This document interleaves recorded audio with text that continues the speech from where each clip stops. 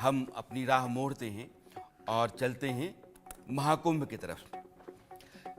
इस देश में संतों के बीच एक ऐसे संत हैं जिनकी प्रसिद्धि, प्रभाव, प्रतिभा और प्रखरता सर्वाधिक है।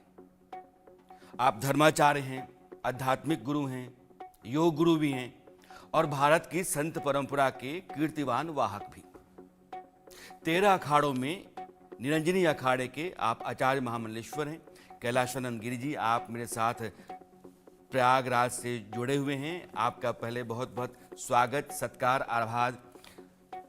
आचार्य कैलाशानंद जी, प्रणाम आपको। यशवंत भैया जी जी, आपको खूब खूब सारा आशीर्वाद।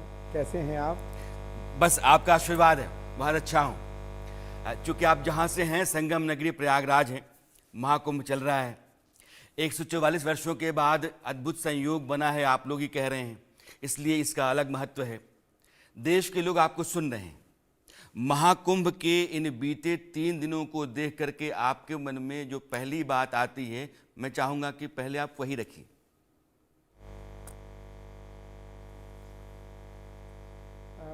यशवंत भैया, महाकुंभ 2025 क्योंकि ये 144 वर्ष बाद पूर्ण महाकुंभ के रूप में आया है और कल अखाड़ों का स्नान था। कल पहला स्नान था मकर संक्रांति का।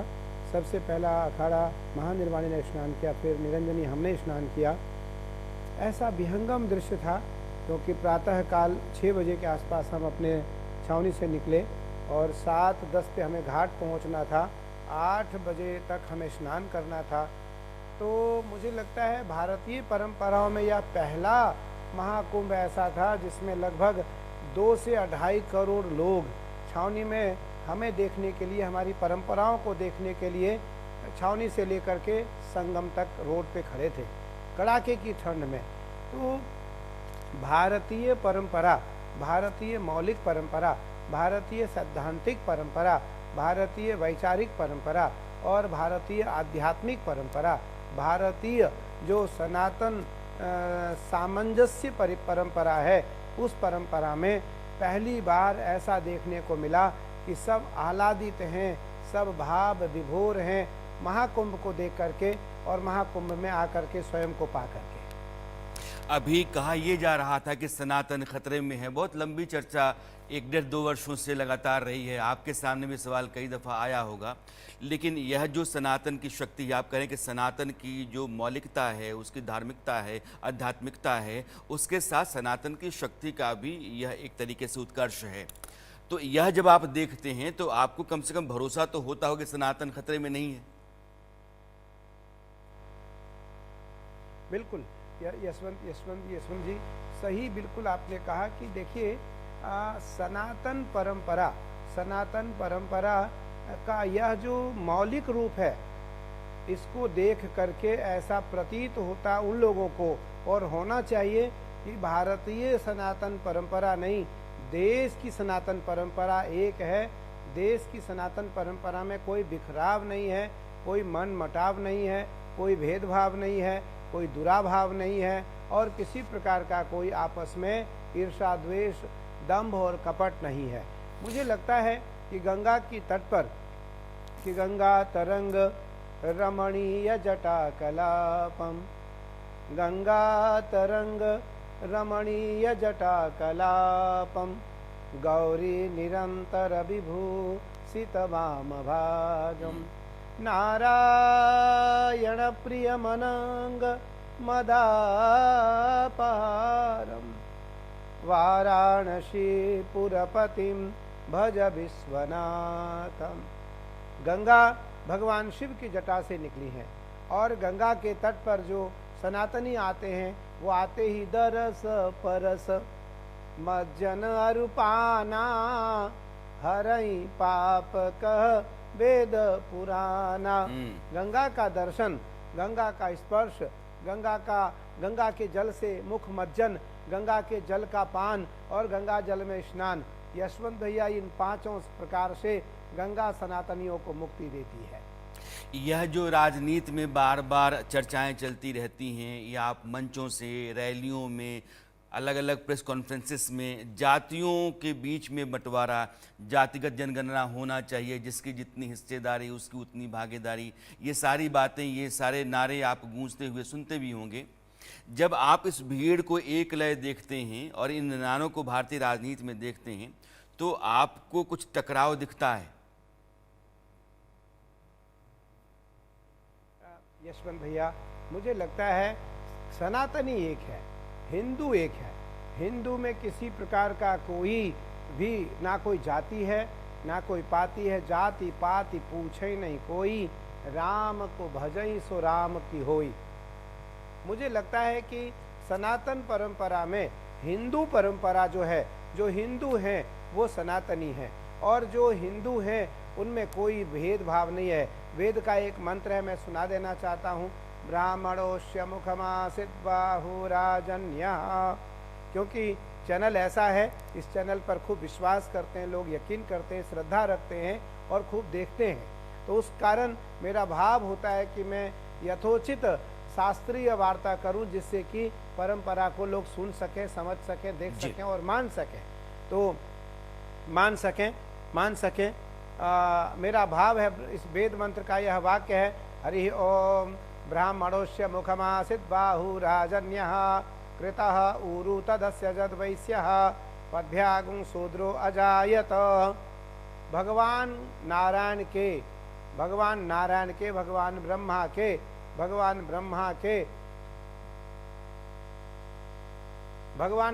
के मुख से ब्राह्मण की उत्पत्ति, भगवान बाजुओं से विष्णु के क्षत्रिय, भुजाओं से क्षत्रिय की उत्पत्ति, भगवान के उदर से वैश्य की उत्पत्ति, और भगवान के पैरों से शूद्र की उत्पत्ति। एक नारायण है भगवान। हम सभी पूजा करते हैं। मैं भगवान शिव का पूजक हूँ, मैं महादेव का और माँ काली का उपासक हूँ। मैं पूजा क्या करता हूँ, श्री भाम भवानी शंकराभ्याम नमः पादौ पूजयामि, श्री राजराजेश्वरी दक्षिण कालिकाय नमः पादौ पूजयामि, गंगा देव्ये नमः पादौ पूजयामि, श्रीमन्नारायणाय नमः पादौ पूजयामि, श्री बालकृष्णाय नमः पादौ पूजयामि, श्री रामचंद्राभ्याम नमः पादौ पूजयामि, श्री हनुमत देवताभ्यो नमः पादौ पूजयामि। हम पूजा करते हैं पैरों की जी। तो भगवान के पैरों की पूजा करते हैं, तो इसका अर्थ सीधा आता है कि सब नारायण हैं, ईश्वर अंश जीव अविनाशी। आचार्य जी, और ईश्वर अंश जीव अविनाशी। जी, आपकी चर्चा इन दिनों इसलिए भी कुछ अधिक हो रही है क्योंकि दुनिया की जो दिग्गज टेक कंपनी है एप्पल, उनके को फाउंडर स्टीव जॉब्स की पत्नी लॉरेन पॉवेल आपकी शिष्या हैं, वो भी कुंभ में कल्पवास कर रही हैं। उनको आपने सनातन और कुंभ से कैसे जोड़ा? भैया बहुत सरल है, वो बहुत सहज है, किसी प्रकार का उसमें दम्भ नहीं है, किसी प्रकार का उसमें क्रोध नहीं है, किसी प्रकार का उसमें अहंकार नहीं है, किसी प्रकार का उसमें स्वयं का बड़ा होने का कोई भाव नहीं है। उस कारण मेरी वो बेटी हुई, मेरी शिष्या हुई, और हमने उसको कल रात्रि में हमने उसे बीज मंत्र की दीक्षा दिया। कल रात्रि में हमने उसे बीज मंत्र की दीक्षा दिया और बीज मंत्र से वो दीक्षित हुई। मुझे लगता है कि भारतीय परंपराओं में जो लोग जुड़ने वाले हैं, जो जुड़ना चाहते हैं, वो दुनिया का कोई भी हो, अगर उसको लगता है कि जब साधु अपने स्वभाव में है तो दुनिया के लोग उसके प्रभाव में रहते हैं। साधु को अपना स्वभाव नहीं छोड़ना चाहिए। उस कारण दुनिया के जो प्रभावी लोग हैं वो उसके प्रभाव में रहते हैं। और वो लगभग 2 वर्षों से मुझे देख रही थी किसी न किसी के माध्यम से, किसी न किसी टेक्नोलॉजी के माध्यम से, और 2 वर्षों से देखने के बाद वो 1 वर्ष पूर्व हमारे पास आकर के और हमसे प्रभावित हुए, हमसे नाम और गोत्र लिया, उसके बाद आकर के वो दीक्षित हुई। क्या बात है। लॉरेन पॉवेल को आपने एक नाम दे दिया, कमला। कारण लॉरेन पॉवेल बनकर भी तो वह कुंभ का पुण्य अर्जित कर सकती थी। उसका भाव था, उसने कहा कि मुझे आपसे नाम चाहिए, आपका गोत्र चाहिए। उसको कहीं से पता लगा होगा, उसने खुद यह इच्छा प्रकट की, तो मैंने उसका नाम रखा और उसको अपना गोत्र दिया। वो आपके साथ काशी विश्वनाथ भी गई थीं और वो बाहर रहीं, आपने अभिषेक किया। आपने बाद में कहा कि चूंकि हिंदू परंपरा में जो गैर हिंदू है उसको शिवलिंग छूने की मान्यता नहीं है, इसलिए नहीं छूने दिया गया। लेकिन जब आपने उनको दीक्षित कर दिया, आपने कमला नाम दे दिया, बेटी के रूप में अपना लिया, तो वो सनातनी हो ही गई, तो फिर उनका अधिकार तो बनता ही था पूजा करने का। यशवंत भैया बिल्कुल सही है, पर मैं आचार्य होने के नाते जब तक संस्कृति में भारत के प्रतिष्ठित लोगों से विचार विमर्श न हो जाए, उसको सार्वजनिक रूप से अनुमति न मिल जाए, तब तक मुझे लगता है कि आचार्य उसको लेकर के गर्भगृह में ना जाएं, क्योंकि किसी भी परंपरा का खंडन आचार्य न करे। जैसे हमारे यहाँ कैंची नहीं लगती है, अस्तूरा लगता है, या हमारे जटा होंगे या हम मुंडी होंगे, जटी होंगे या मुंडी होंगे। हम कभी सिले हुए वस्त्र आचार्य धारण नहीं करेगा, सिले हुए परंपराओं का वो अनुपालन करेगा। मुझे लगता है कि जो परंपरा सनातनियों की है उसका पालन करना आचार्य और शंकराचार्य का, साधु सन्यासियों का धर्म और कर्तव्य है। इसलिए आचार्य सर्वोपरि है। आचरती इति आचार्य, जिसका आचरण शुद्ध हो, जिसका आचरण दिव्य हो, वही आचार्य परंपराओं को लेकर के आगे बढ़ सकता है और पूरी दुनिया में सनातन परंपराओं को वही स्थापित कर सकता है। आचार्य जी, इस देश में जो धर्म ग्रंथ हैं सनातन के, खास करके उनके आप प्रकांड पंडित माने जाते हैं। मैं, पूरा देश आपको सुन रहा है, कल्पवास को लेकर के बड़ी चर्चा रहती है। विष्णु पुराण हो, भागवत पुराण हो, मत्स्य पुराण हो, इन सब जगह पर उसका उल्लेख है। यहाँ तक कि महाभारत में भी एक जगह मैंने पढ़ा कि माघ महीने में प्रयाग में स्नान करने से असीम पुण्य की प्राप्ति होती है। यह जो भारत के लोग 110 करोड़ हिंदू समाज के लोग हैं आपको सुन रहे हैं, ये कल्पवास क्या है और कुंभ स्नान से पुण्य की प्राप्ति क्या होती है, इसका महात्म्य क्या है? बहुत अच्छा सवाल, बहुत अच्छा प्रश्न किया आपने। समाज के लिए और देश के लिए, भक्तजनों के लिए, भक्तजनों के हितकारी प्रश्न है ये। गोस्वामी तुलसीदास जी महाराज लिखते हैं कि कोटि कल्प काशी बसे, मथुरा कल्प हजार, एक निमिष सरयू बसे, तुलेन तुलसीदास। कोटि कल्प तक काशी में वास किया जाए,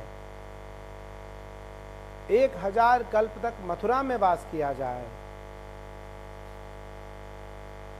लेकिन एक निमिष सरयू बसे, एक आंख की पलकें जितने देर में गिरते उतने देर तक यदि कोई अयोध्या में निवास करता है तो गोस्वामी जी कहते हैं मैं उसका वर्णन शब्दों से नहीं कर सकता हूं। और ये तीर्थराज प्रयाग है, यहाँ कल्पवास कहा गया है। एक एक क्षण का एक एक कल्प के समान है यहाँ, क्योंकि एक कल्प तक आदमी जीवित तो रहता नहीं है।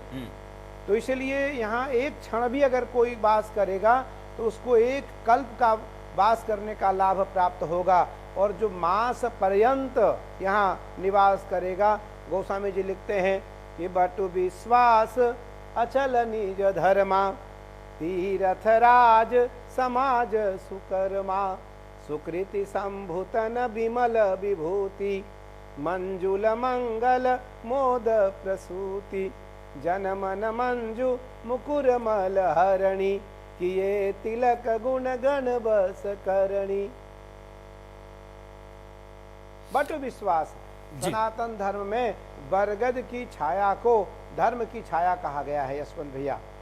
और तीर्थराज प्रयाग तीर्थों के राजा हैं। अयोध्या, मथुरा, माया, काशी, कांची, अवंतिका, पुरी, द्वारावती चैव सप्तैता मोक्षदायिका, ये सप्तपुरियां हैं, सप्तपुरियां हैं। लेकिन तीर्थराज प्रयाग इन सप्तपुरियों में नहीं आता, सप्तपुरियों में तीर्थराज प्रयाग नहीं आता। ये तो तीर्थों के राजा हैं। और आज तीर्थराज प्रयाग में महाकुंभ हो रहा है, तो सारे तीर्थ बिना आमंत्रण दिए आज तीर्थराज प्रयाग में है। तो तीर्थराज प्रयाग में जो एक मास निवास करेगा, माघ मास, जी आप बोल लें, निवास करेगा, निसंदेह उसको कई कल्प का वास करने का लाभ उस भक्तजन को प्राप्त हो जाएगा और यमराज उसको स्पर्श भी नहीं कर पाएगा। नारायण के दूत आएंगे और उसे ब्रह्मलोक लेकर के जाएंगे। ये शास्त्रीय प्रमाण है। आचार्य जी, मेरा आखिरी प्रश्न है, चूँकि मैंने आपसे 15 मिनट ही लिए थे, अभी इसी प्रयागराज में, तीर्थराज में धर्म संसद होने जा रही है, जिसमें सभी चारों शंकराचार्य और सभी 13 अखाड़ों के आचार्य महामंडलेश्वर बैठेंगे।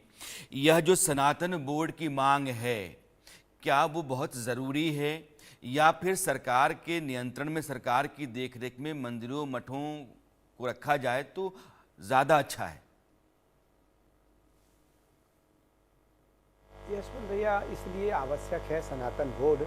मुझे लगता है सनातन के जो रक्षक हैं संत, सनातन के जो रक्षक हैं धर्माचार्य, सनातन के जो रक्षक हैं आचार्य और शंकराचार्य, सनातन के जो रक्षक हैं परंपराओं के जो रक्षक हैं अखाड़ा परिषद, और सनातन के जो रक्षक हैं सनातनी, उनको मुझे लगता है सनातन बोर्ड में रख करके और उनके हाथों में मठ मंदिर की रक्षा देनी चाहिए। भविष्य में कभी कोई ऐसी परिस्थिति ना आए कि सरकार मठ मंदिरों के अनुकूल ना हो, सरकार मठ मंदिरों के प्रतिकूल रहे, उस समय यह बोर्ड सनातन बोर्ड मठ मंदिरों के काम आएंगे, मठ मंदिरों के हितकारी काम आएंगे। इसलिए सनातन बोर्ड जरूर बनना चाहिए। और देश में वक्फ बोर्ड है, अन्य बोर्ड है, ये बोर्ड तो सारे बोर्ड है, वक्फ तो बोर्ड सबसे बड़ा जो धर्म है, सबसे आदि और आज अनादि जिन अधिकारों के साथ वक्फ बोर्ड है, जिसको लोग कहते हैं कि ये नियंत्रण से बाहर है, अराजक व्यवस्था का उदाहरण है, तो फिर वह भी तो ठीक है। मुझे लगता है जो वक्फ बोर्ड है आज वो उसने एक बार कह दिया कि तीर्थराज प्रयाग की भूमि हमारी है, राम जन्मभूमि की भूमि हमारी है, कृष्ण जन्मभूमि की भूमि हमारी है, काशी विश्वनाथ की भूमि हमारी है। मैं कह रहा हूँ उस जगह पर सनातन बोर्ड क्यों नहीं? सनातन बोर्ड इसलिए होना चाहिए जिससे कि सनातन बोर्ड ये कह सके कि भूमि उसकी होगी जो पहले धरा पर आया है। तो पहले सनातन आया, सनातन के कई सदियों नहीं, कई दशक नहीं, कई कल्प बाद अन्य धर्म आए। इसलिए जो पहले आया सारी भूमि उसकी होती है, संपूर्ण भूमि गोपाल की है, सारी भूमि गोपाल की है। यम प्रव्रजंतम अनुपेतम अपेत कृत्यम द्वैपायनो विरह कातरया जुहाव पुत्रेति ते तन्मयतया तरबोभिनेदुस तम सर्वभूत हृदय मुनिमानतोस्मि। ये परंपरा हमारी महर्षि वेदव्यास जी के द्वारा लिखित श्रीमद् भागवत जी का यह श्लोक है कि सुखदेव जी जब विचरण करने गए, सुखदेव जी का जब जन्म हुआ उसके बाद सीधा वो जंगल चले गए। उस समय वृक्षों ने उत्तर दिया सुखदेव जी के पिता महर्षि वेदव्यास को, आप मत ढूंढो, आप उनके चिंतन में व्यथित मत हो, आप उनकी चिंता न करो, वो तो महापुरुष हैं और वंदनीय हैं, वो देव पुरुष हैं, परमहंस हैं। तो मुझे लगता है कि यह जो हमारे यहाँ पेड़ पौधे वृक्ष पशु पक्षी हैं, भगवान राम जब हे खग मृग है कि हे खग मृग है मधुकर श्रेणी तुम देखी सीता मृग नयनी, तो पशु पक्षी और जीव जंतु पेड़ पौधे भी उत्तर देते थे। इसलिए सनातन परंपरा की जो परंपरा है उस परंपरा में सब में ईश्वर है, और हमारे यहाँ तो सब में ईश्वर का भाव होता है। अहम ब्रह्मास्मि और अहम शिवो हम की भी बात करते हैं कि ब्रह्म सत्यम जगत मिथ्या की बात भी करते हैं हम कि ब्रह्म सत्य है और जगत मिथ्या है। तो उस परिस्थिति में सनातन आदि और अनादि काल से है, इसलिए सारी भूमि सनातनियों की है, सारी भूमि गोपाल की है, सारी भूमि राम की है। राम पूर्व से पश्चिम और उत्तर से दक्षिण राम का राज्य था, इसलिए राम को सार्वभौम कहा गया, राम को मर्यादा, लेकिन राम ने कभी अपनी मर्यादा को नहीं खोया, इसलिए राम को मर्यादा पुरुषोत्तम कहा गया। जी आचार्य जी, आपने अपनी व्यस्तता के बीच से समय निकाला। यह जो सनातन है ये सृष्टि के आदि से लेकर के अनंत तक चलता हुआ है, और इसका दर्शन जो है वो सार्वकालिक सार्वभौमिक है, यही आप कह भी रहे थे। आपका दिल से फिर से आभार जुड़ने के लिए और समय निकालने के लिए, बहुत बहुत धन्यवाद। यशवंत भैया, आपको बहुत बहुत आशीर्वाद, बहुत बहुत धन्यवाद। जी।